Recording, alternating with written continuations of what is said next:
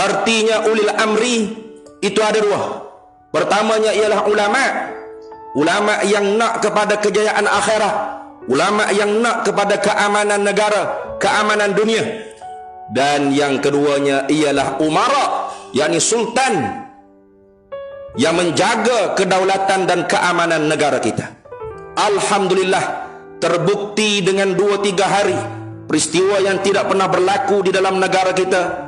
Sri Paduka Baginda yang di-Pertuan Agong bukan satu-satunya jawatan yang sia-sia, bukan satu-satunya manusia yang ditahmah oleh Zionis Melayu bahwasanya sia-sia saja kita mempunyai sultan, sia-sia saja kita mempunyai yang di-Pertuan Agong Duli Yang Maha Mulia Sri Paduka Baginda. Tidak ada apa-apa kerjanya, tidak membuat apa-apa pekerjaannya. Itu semua tahmah yang hilang dengan 3 hari kita melalui tanpa kerajaan yang mengurus rakyat. Tetapi Tuanku Sultanlah yang bertanggungjawab menjaga keamanan negara kita.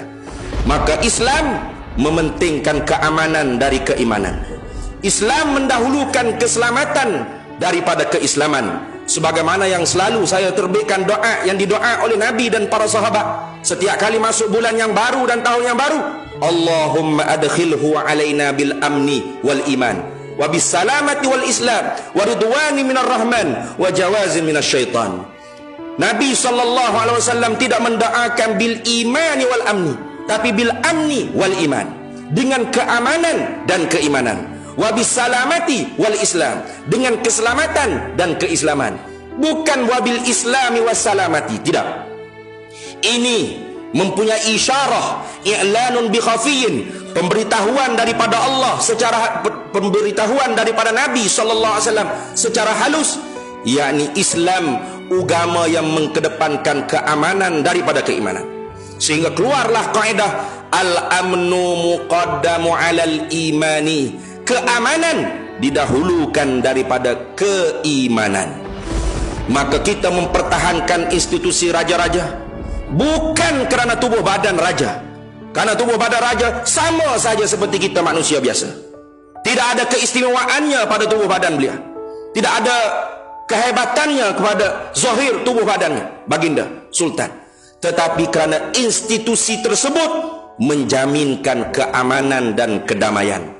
Ini terbukti kebanyakan negara umat Islam yang mudah diprovokasi dengan peperangan ialah negara yang berbentuk jumhuriyah, yakni republik. Sebaliknya negara yang berbentuk mamlakah, kerajaan yang mempunyai sultan dan raja, alhamdulillah terbukti dapat mempertahankan keamanan. Jordan aman, Saudi Arabia aman, Brunei aman, Malaysia aman. Dan negara yang saya sebut itu ialah negara yang bentuk cara pemerintahannya ialah mamlakah. Sama ada mamlakah mutlakah atau mamlakah nizamiyah, itu tidak peduli. Yang penting memang institusi raja itu mampu terbukti mempertahankan keamanan dan kedamaian negara lebih daripada corak pemerintahan republik jumhuriyah seperti Syria, seperti Iraq, seperti Afghanistan, seperti Syria, seperti Yaman, seperti Libya yang saya sebut, semuanya negara yang berperang. Maka syukurlah wahai ibadallah, mari kita bersyukur di dalam hati kita.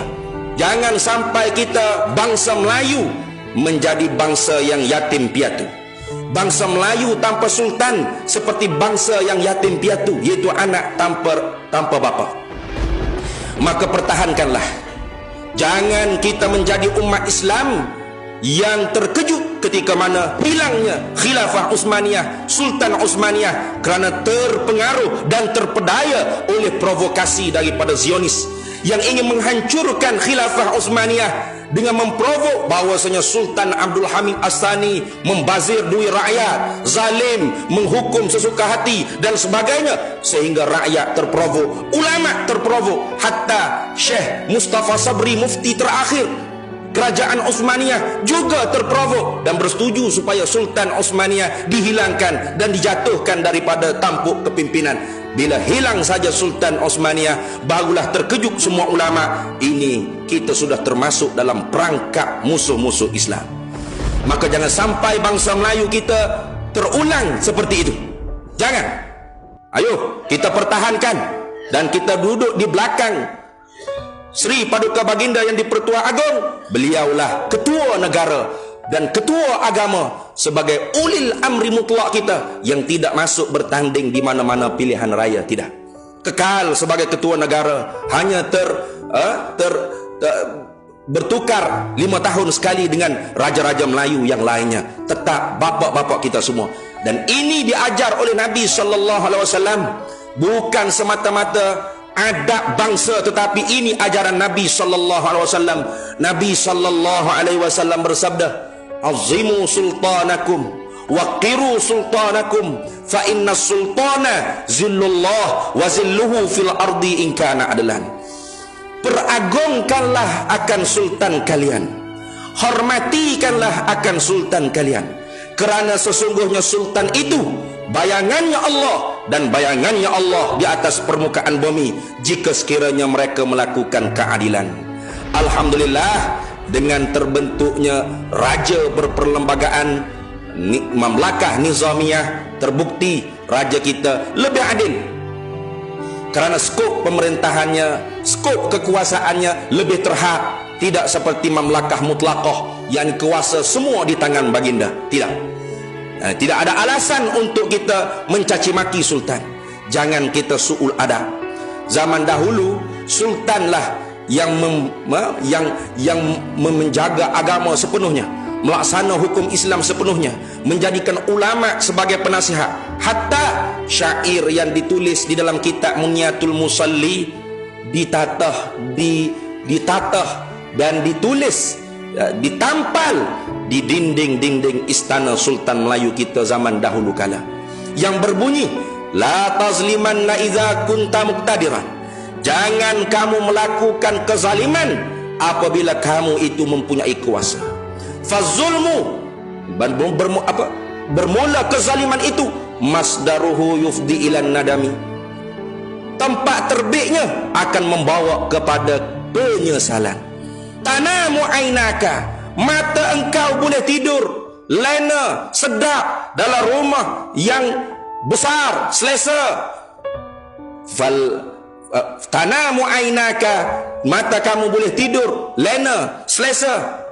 Fal mazlumu muntabihun, padahal orang yang dizalimi berkeras mata, berjaga, tidak boleh tidur karena kezaliman yang dibuat oleh engkau, wahai orang yang mempunyai kuasa. Yada'u ilallahi alaika, mendoa kepada Allah Ta'ala ke atas engkau. Fa'ainullahi lam yuntanami, dan mata Allah Ta'ala, yakni Allah Subhanahu wa Ta'ala tidak pernah tidur, yakni Allah Ta'ala menerima doa orang yang mazlum. Ini syair ditatah dan ditulis dan diletakkan di istana-istana sultan-sultan Melayu kita dulu.